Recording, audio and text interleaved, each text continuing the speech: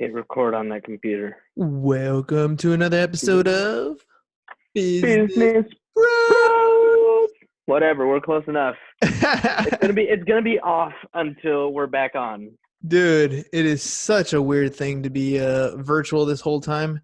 Yep, But I know. it is what it is, I ladies miss and you, gents. man. I know. I haven't seen you in like a hot minute. I All right, know. Go ahead, gotta intro do it. the intro. Welcome, ladies and gentlemen. Hernan is here, host of the Business Bros podcast, where we're helping you create wealth today and generational wealth for tomorrow, along with my co-host, The insurance bro, James C.S., where with Pipeline Insurance, where we empower licensed professionals to effectively add insurance to their existing businesses. And speaking of which, I just got off the phone while you were sitting there waiting for me, as you usually are. I was finishing up a phone call with one of our partners on the life insurance side of things. And I wanted to make this one point, and this is really funny that he actually said this to me. He says, the difference between life insurance and P&C is that on the P&C side, which is your Property and auto, Casualty. your home, your business, right? On that side of thing where we're protecting all your stuff, we live off of renewals. So every 6 months on your auto policies, or every year with most of your other policies, we get the commission every time that the policy renews. Whereas on the life side, it's very front heavy, right? And you get all of the commission just in that first year, and there's very little or no commission trailing the years after. So he was, telling me about that, asking me how things are going on, with Pipeline Insurance through all this COVID stuff. And, he's like, man, I really wish that I had built a book of P&C business, because I think that'd be sustaining me a lot better right now. I'm not able to meet with all of my life insurance prospects and continue to grow that book of business. So, that starts to suffer. It's tough. It's tough because It is. like having that check to come in every month is very nice. It feels good. It's a weight off your shoulders a little bit.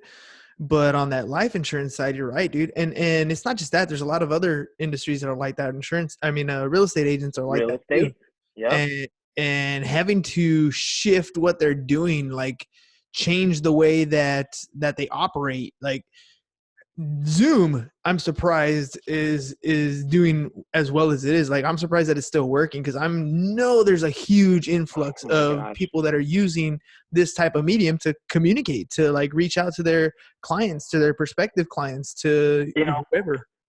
Bravo and kudos to all of those engineers out there, everybody who is maintaining all of our mainframes and servers and all of this technical stuff that I know nothing about anymore.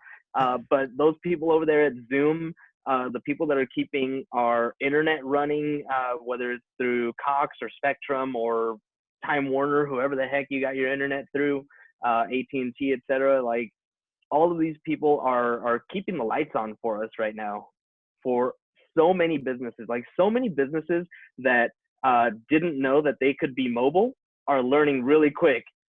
I can be mobile. Yeah. I can be remote. I can work remotely. Like, everybody that didn't have a system in place is figuring it out real quick, how to put that system in place and just make it happen, because we all have to. Dude, necessity, right? I mean, it's exactly what's going on right now, and this is one of those times. Is the mother of innovation. Absolutely, necessity is the mother of all innovation. But like for this show, it's about. I mean, today's topic is about making the best use of your time. And even though we have technology like Zoom at our fingertips, and we're able to use it, I mean, it's a completely different era. You look 100 years ago when they had the last pandemic like they did now, they were stuck. Like, how do you get even information or statistics or like quarantine like initiatives out? Like, it doesn't move. Did they have the radio back then? I don't know, 1918. I'm pretty sure they had radio. Radio, had fireside yes. chats. TV, no. Yeah, radio for sure. TV, no. But I mean, it's a lot of that sort of stuff. Like, how do you communicate? We're at least able to do that, and at the same time, you have you have a lot of people working from home. You have a lot of people who are locked in, and they still got to do their work. But there's that oops, I slept in, or I don't want to do this, or I'm gonna watch another episode on Netflix. Like that can happen really easily. This time, to me, this is like more valuable time right now that you're Hmm. locked in than normally when you're in your productive state. Because, like right now, everything that you do means that much more because there's other people who are not. Like they're same thing. Like if you're a real estate agent and you've closed a couple deals, maybe you're thinking, you know what, this is a perfect time to take some time off. But there are the other ones that are like, you know what, this is the perfect time. This is a great opportunity. I was listening to Sam Karimian this morning, and he was Hmm. talking about he's the big block guy, and he was talking about how Yeah. like right now when you talk to a for sale by owner, they have zero marketing out there. How are they going to be when they have this particular situation right now?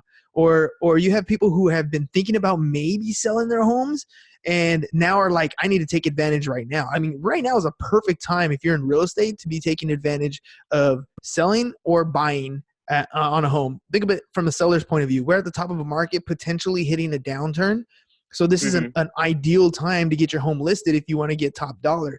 And on the flip side, if you're a buyer, right now is a beautiful time. Interest rates are at an all-time low. They're a Right. little bit higher than what we expect because of volume, but you can still get a good mortgage rate in right now. So there's people who are ready to buy and taking advantage of that. You got the best of both worlds there. If you're a real estate agent, the most difficult part right now So is communicating. hang on. What you just said, that we have the best of both worlds, whether you're a seller or a buyer, that makes me think that that is a legitimate peak. That is a legitimate peak, dude. And right now is the time when you want to take advantage of it. But again, this is one of Well, those things where well, what are you doing with your day? scary, dude. That is scary. Well, It's okay, freaking scary. Like, it imagine. could. I mean, if we're really at that kind of a peak, like, where's the market gonna go? Like, what long term effects are we going to see from everything that's happening right now? Think of all the businesses that have had to close their doors, shutter their doors for how long? How many people are going to be out of business, right? These restaurants, these small restaurants. I was reading something about how restaurants are just like the rest of us, right? And the rest of us, we're referring to the majority of people who don't necessarily have a little nest egg piled away. There's a lot of people, I would say the majority of Americans don't have savings to be able to survive for 3 months or 6 months or whatever. And that's the case for so many small businesses as well. When business is shutting down and people are not able to survive, what's going to happen to so many of these small businesses that we see around our neighborhoods? Is everybody going to start shuttering their doors? Are we going to see a huge collapse in the general economy in the next few months? Well, you know what they always say. It's money doesn't disappear, it just changes hands, right? Money doesn't disappear, it just changes hands. Ooh. So there's going to be a lot of people who go out of business, and the issue with that is there's going to be other people who are buying up these opportunities that That's exist, true. right? That's There's true because they were prepared. because they were prepared, and Mm. that's the thing about these kinds of situations is you are supposed to plan ahead, like those doomsday preppers, right? So you have doomsday Mm. preppers that are prepared with things to survive, but at the same time you should have a business plan there for you to survive. Yeah. You should have enough reserves to take advantage of these types of situations.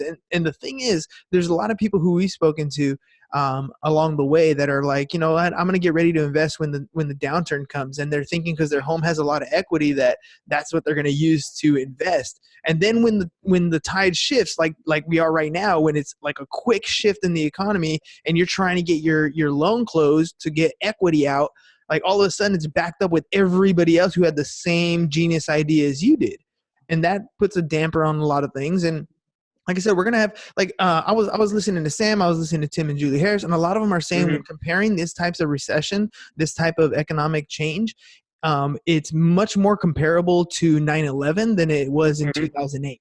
Right, in 2008, this was very much a big economic thing where we were shifting in loans that weren't really working out very well. They were in the derivative market, all kinds of stuff like that, and it was a long, drawn out process. Where here, this is more like 9/11. This is more like all of a sudden something happens, and boom, we could have put a big halt to everything. So if you look at that trend of what happened in 9/11, you saw a sharp decline in the economy and then a big boost in stimulus to try to boost everything up. And so we saw a big drop real quick and then a nice big pop up back to where we were supposed to be. And then after that, we had a few good years, and then 2008 came along the corner. But that's kind of So one you of those. think this is more like 2001 as opposed to 2008? Yeah, I think it's more like 2001 as opposed to 2008. Exactly. And we're going to I see. like that hope. I hope. And but again, this is one of those long-term things, right? So that's what we're thinking in the U.S. economy. But our U.S. economy is very much tied into imports from the Chinese economy, and they've been shut down for a long time. Like, dude, I saw pictures the other day of where they were comparing the pollution rate from a normal day in China to where it is today. Like, dude, that was a huge difference, like in just the, like, normally in China you'd see fog. It looked like fog. It's smog, really, because all the production that they do, everything that they're pumping out, a lot of smog. You couldn't see things. People wore masks anyways in China, but not to protect themselves from a virus, but to protect themselves from the smog. And they showed the same city today, and it's crystal clear. You can see the top of the buildings. You can see the blue sky. It's super clear. People are still wearing masks, but they're wearing masks to protect themselves from the virus, not from pollution. So if you have such a big haul in the Chinese economy as far as production of products, my biggest concern right now is I went to Walmart today to shop for my in-laws because we didn't want them going out, right? So I went out and shopped for them. They're missing a few items, and I go to a couple different stores, and the shelves are empty still, right? So yep. And no I'm milk, no eggs, no bread, no meat. Yeah, well, milk is actually, I did see a lot, but eggs really? are tough. Oh, Yeah, man. You got to get you some milk. I gotta go get a gallon from you. But my concern is when those next truck shipments come in, are they going to have things on them? You know what I mean? Are they going to have the products that are coming in from overseas? Are they going to have anything that we need to restock these shelves? And if they don't, that becomes a different issue, right? Like right now, one of the big things that I keep talking about is go out to eat, do what you can to eat at local small businesses right now, while they're still open, while they still have food coming in, while the shipments are still good. Help them to survive as much as we possibly can. I mean, I know it puts a strain on individual budgets, so I can understand that too. But if you have those reserves, do it. So check it out. That one of the things I do is I don't spend $10 bills, right? So right.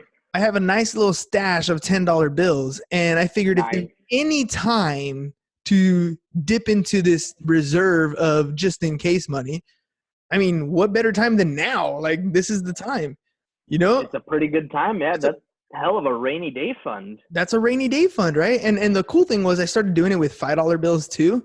I got what? Because I was selling the Pop-Tarts in the classroom.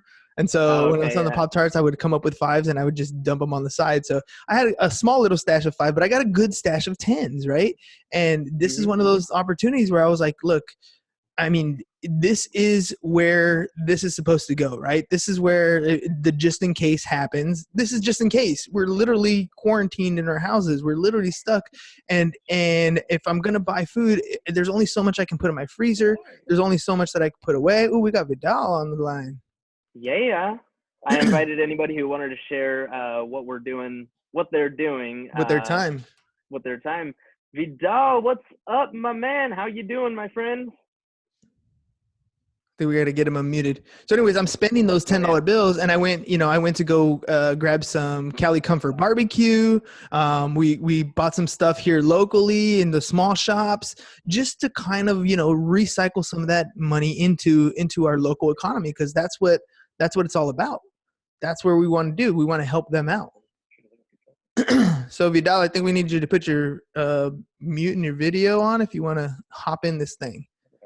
But yeah, dude. So for me, that's what it was about. It was about getting those, helping out that small business. We know what it's like being in small business. I mean, we insure them. We are one. So do anything you can to help is what we got to do. What's up, mate, senor? Hey, how are you guys? All right. How's your quarantine going? Amazing. We're working. We're still moving forward. So I got some questions for you, Mr. Shark CFO. Sure, go ahead. The IRS made some major changes, some unprecedented changes recently.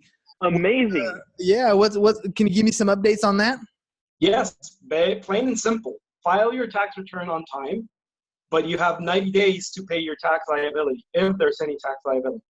That's simple.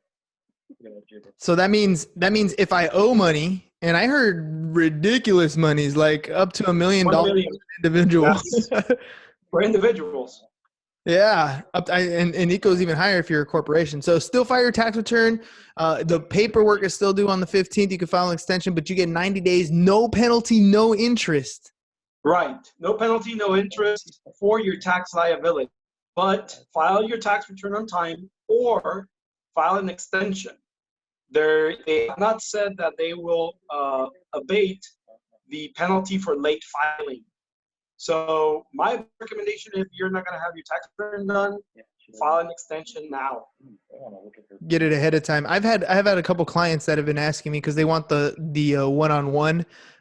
They're older clients that I've had for a while, and I keep telling them, like, look, I don't know if I'm going to be able to go to your house this time. Like, we're gonna have to, we're gonna have to wait this thing out. I go, push come to shove, I will file an extension for you, and we'll file this later. They're not, they don't end up owing very much, if anything ever. They're pretty close to even, but it's still one of those. It's what do you call it? Like a tax therapy session. I just get to go and, listen and hang out and have the cafecito with the little pan or whatever and talk. I know those clients. Yeah. So tell me, what are you guys doing over there with your quarantine? How's things been on your side? How are you taking advantage of this time? We moved the whole office to our house, and all our team members are working from their houses. And we're actually reaching out to each and every single client, and it's going to be a good time because we prepare a survey that our team members are going to ask each of our clients personally over the phone. And what we're doing is we're asking them, how can we help them during this so-called downtime? Because even though we're quarantined, it's not a vacation. We should not take and see which is the latest Netflix series that it's playing or the most popular one. We should be planning ahead of time for the future. Yes, it's going to be a lousy, crappy second quarter, but it should not be a lousy, crappy third and fourth quarter. Absolutely, because we got to play catch up. All of a sudden, everything's like, right now is an absolute halt, which is fine. But then when everything gets back in motion, it's a sprint. Exactly. And if, as small business owners, we stop for each week that a small business owner stops, it takes them more than 6 months to recover. So that's a shitload of time. That is definitely a lot of time. How do you feel about, especially because I know you guys are big Disney fans, how do you feel about the park closing, and what's the word from Mickey ears over there on opening? You know what? When Disney closed, we knew that this was serious. Believe it or not. They closed every single other park in the world except the ones in the United States. But as soon as it closed, or they sent a press release saying that they were going to close, we knew that it was serious. A corporation like that does not close or does not take it lightly, because they're losing billions of dollars as we speak. They say that they're going to open by the end of the month, or by the beginning of April. I actually believe that that's not going to happen. I actually think that it would be probably at the beginning of May. Yeah, I'm hearing the same thing. Yesterday, I heard the governor say that expect schools to be closed for the rest of the semester until the fall. So they're worried about the spread. I'm curious, how many? Do you guys know anybody personally that has contracted? No, actually, we don't know anybody that personally that has contracted it or that it's sick. We've taken all our precautions here in the house and with our family, and but that's pretty much all we know. We know that it's being not taken serious in Mexico. We have family in Mexico that are informing us and letting us know what's going on down there, and it's not a laughing matter. Yeah, it's crazy, dude. I mean, this is one of those things. You know, I was telling my 9-year-old daughter, or she's 11 now. My 11-year-old daughter, I was like, you know, you always hear us talk about 9/11. You know, like it was a big thing in our lifetime. That was one of the big events in our lifetime. This Right. was yours. You know, this is one of those major things that you're going to look back on, and you know, kids that are born next year, you're going to be able to talk to them when they're your age and be telling them, like, I was there during the coronavirus. Like, the world stopped for a while. Like, we couldn't go outside, we couldn't go to the store, we couldn't, you know, everything was going crazy. Hopefully this is one of those things that we get ahead of this thing, and we quarantine ourselves and we beat it. But you never know where this could go going forward. This could be one of those things where you catch it. It's not like chickenpox where you can get it over and over again, or it could be like chickenpox where now your body's over it and you're good to go. We just don't know. There's not enough information. Can I just say though, like, one thing that I appreciate about this pandemic is all the memes that are flying around. Like, that is one thing that I think has kept everybody entertained while they're stuck at home. Absolutely. Like, thank you, internet, for the constant entertainment. Yeah. The thing is that we have a couple of friends that live in Hong Kong and Asia, and they've been writing posts and messages in Facebook, and it's very, very interesting how differently they handle the situation compared to the way America in general is handling it. They actually self-quarantine. The discipline that they have of really not going out, it's surprisingly amazing. Where is that? Pardon me? Where did you say that was? In Asia, in Hong Kong. Oh. All right, we got And, also Mr. H on the line. Mr. H, welcome to the show too. You have an opinion, feel free to drop on in. Hey, Hernan, it's Nolan. Hey, what's up, Nolan? Nothing, dude. Yeah, I mean, we actually just got off conference calls with school and everything. So we're just trying to figure that out on our end out here in Texas. So Vidal, Nolan's in Texas, so it's kind of one of those things where do you guys even have any cases out there that you know of? Yeah, so we actually have I think 4 confirmed cases now in our county that we live in. So, oh wow, yep. So Nolan's a teacher too out there in Texas, and he started his podcast. What was the name of your podcast, Nolan? Got to throw it out here. No, you're good. It's the Syntax Business Podcast. So he just launched recently too. We've been talking to him a little bit, getting him some advice. He's been on some of my Instagram lives in the morning. So thank you, Senor. So tell me a little bit about your experience out there in Texas. What's lockdown been for you? Well, I'm very fortunate because, like, my wife, she's actually ER nurse, but she hasn't been to work since last Thursday because of her work schedule. But she's about to go for the next couple of days to work. But I've been doing a lot of podcasting things as we're waiting for our district to decide what our curriculum is gonna look like for our students. And so just trying to jump on podcasts. I've been self-seclusion, isolation type stuff, but it's been nice. No complaints, honestly. Taking advantage of that time, man. Yeah. It's a big difference. For sure. So Vidal, what were you telling me about Hong Kong, my friend? That people down there, they learned from their experience with SARS, and they actually self-quarantine themselves.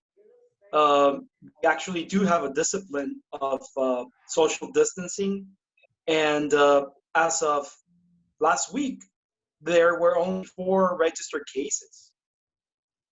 That's good. See, but Yes, it's here's the amazing. other thing. Here's the other thing. Like Nolan was saying, there's 4 confirmed cases in Texas. We look at the numbers. Like you and I, Vidal, are numbers people. You look at the numbers statistically, it's a very small chance based on the numbers of confirmed cases and deaths. I mean, compare that to the 7.8 billion people around the world. It's very slim chance of you contracting based on those numbers. But those numbers are only the ones that they're able to test. That doesn't mean that there are other people who have not been able to get tested. Because I heard something the other day, and I don't even know if these are accurate numbers, but I heard something like the county of San Diego can only test up to like 400 people a day. Like that's the most they have capacity to test because they just don't have the testing. They don't have the test kits.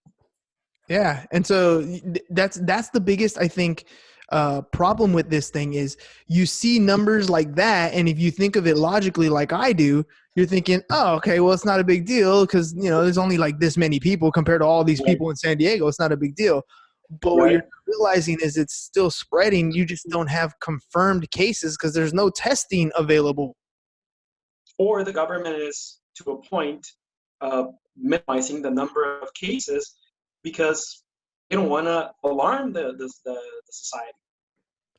The panic ensues, right? Exactly. Like, what's up with all the toilet paper not being available?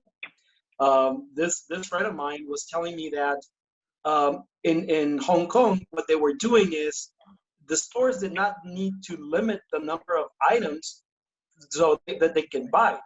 People themselves limited to just what they needed it. Like, you don't need 100 rolls of toilet paper per household. Are you trying to?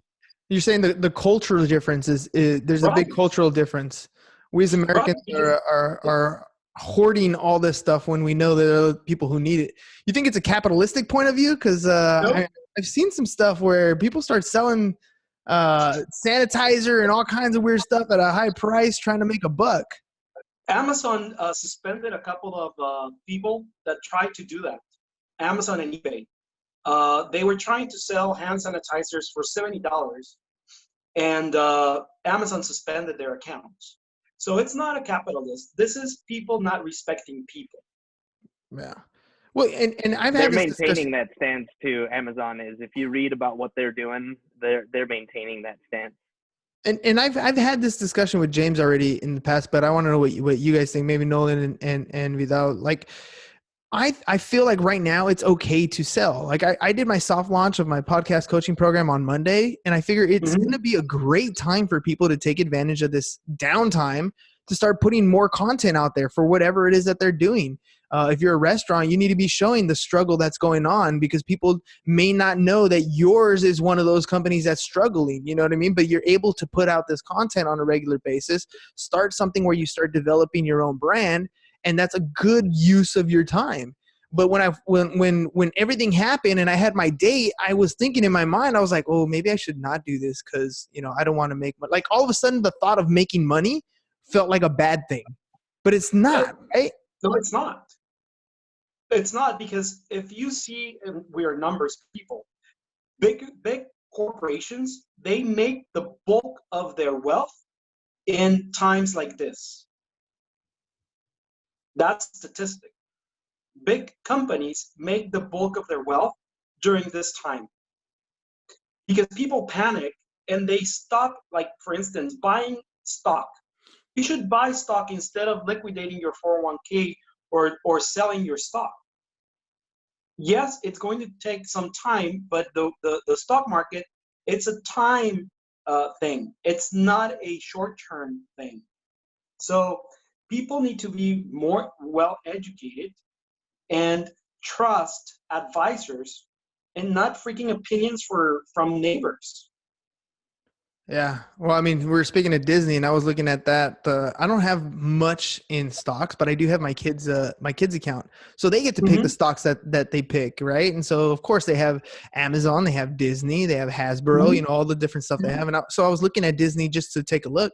And last I checked, it was trading at like $92 a share when it had peaked at about $150 a share earlier this year. So, that's a huge drop, and that's nice to be able to buy. And Disney's not going anywhere. These are one of those companies that as soon as they open up their door, they might take a couple $1 billion hits, but understand that they have $1 billion days, right? So, We have the insurance guy, James is there. They have insurance. Oh yeah. They're not going to suffer. They're not gonna hurt. So when it comes back, it's gonna be a good investment to have been able to buy additional shares in that particular company or any company that you choose.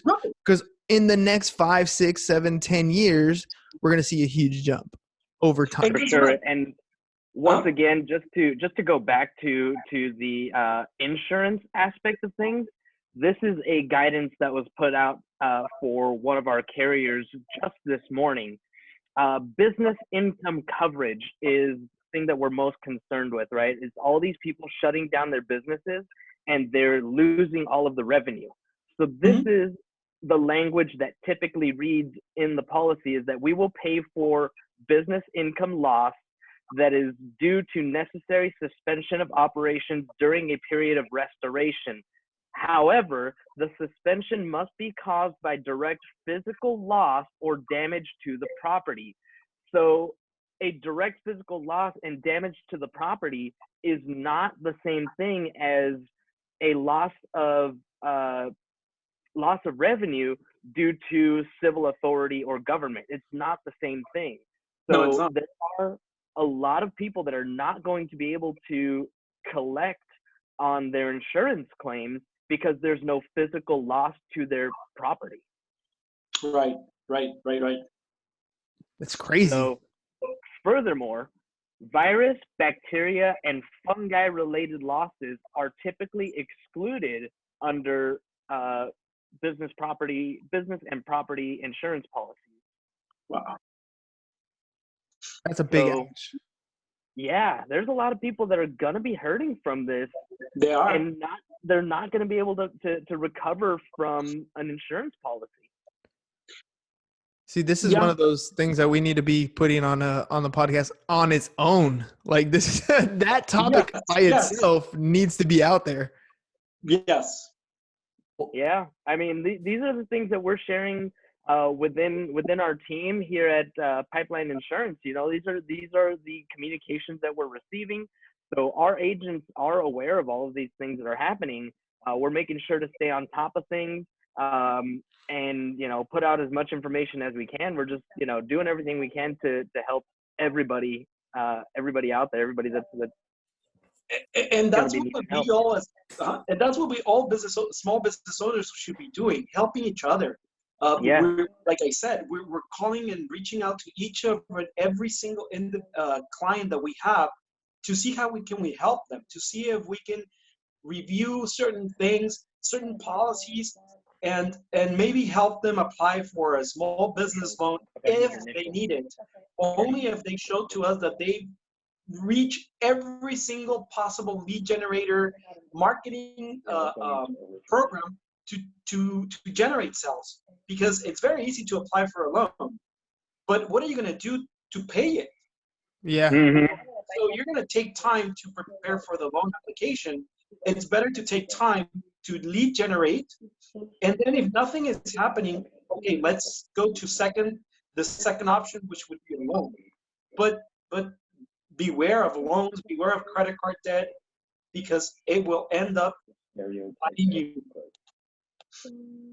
Absolutely. I mean, just the interest alone could eat you up. Yeah, you never get yourself out of a hole. For accountants that reach out to all your clients and help them apply for a small business loan and charge them 5 or 6 points and things like that. And I'm like, dude, that's not ethical. Yeah.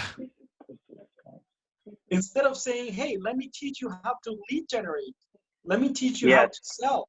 Let me teach you how to contact and deliver with your clients. Let me teach you things like that. Instead of saying, hey, go and apply for a loan and apply for credit cards and max them out.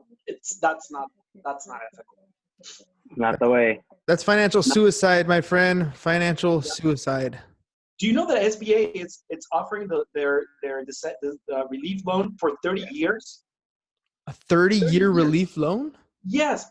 Like your business will not survive for 30 years. You end up paying that loan on your own. Yeah. Well, that's what happens when I learned that lesson in my very first business. Corporation might sign, but if you co-sign that thing, that's you on the hook. That's it. And what a co-sign means. And trust me, SBA is not going to let the loan be signed by just by the corporation. They're going to want 2.53 times the collateral. Yeah, Absolutely. And All right, gentlemen. Gentlemen, it's been a fun one. I appreciate you guys hopping on all the way from Texas. And I don't know where you're at, Vidal. I don't know if you crossed the border or you stayed on this side. No, I'm staying in this side. I'm in Chula Vista. All right, cool. So San Diego, Chula Vista, Texas. Hey, you be safe out there, Nolan. Any last minute thoughts from Texas out there? Nah, just stay safe, and it's everyone's responsibility to flatten this curve, right? What was the name of your podcast again? Syntax or Syntax? Syntax, so like Central Texas, but Syntax Business Podcast. Yeah, we released last week. We had 3 episodes drop, and then we got 1 episode dropping on Monday coming out. So, yeah. And you guys were talking about business, and I wanted to interject, but here's a space. And just the idea, America, right? We're going in debt, and it's a scary place to be. And I feel like that this is kind of an echoing chamber of like, hey, it's very important to budget. It's very important to learn how to do that. And what's important are the 4 walls, right? Your business, your structure around you, your family, your food, and things like that. And if you have that emergency fund in place, then a business can weather the storm as long as you've done that. So that's just my encouragement for everybody out there for that. Awesome. Absolutely. Cool. All right, gentlemen. And you guys be safe we out dropped there. your podcast link in the comments, so anybody listening, go check out the Centex Business Podcast. And thank you very much, Nolan. We appreciate you. No, thank you guys. You guys are lighting the path, and you're shining that light. I really appreciate y'all doing what y'all are doing. So keep at it. Awesome. Thanks, brother. All right, guys. That's all we got for you guys today. Peace. Hasta luego. Bye-bye. And we're Ciao. out. Bye.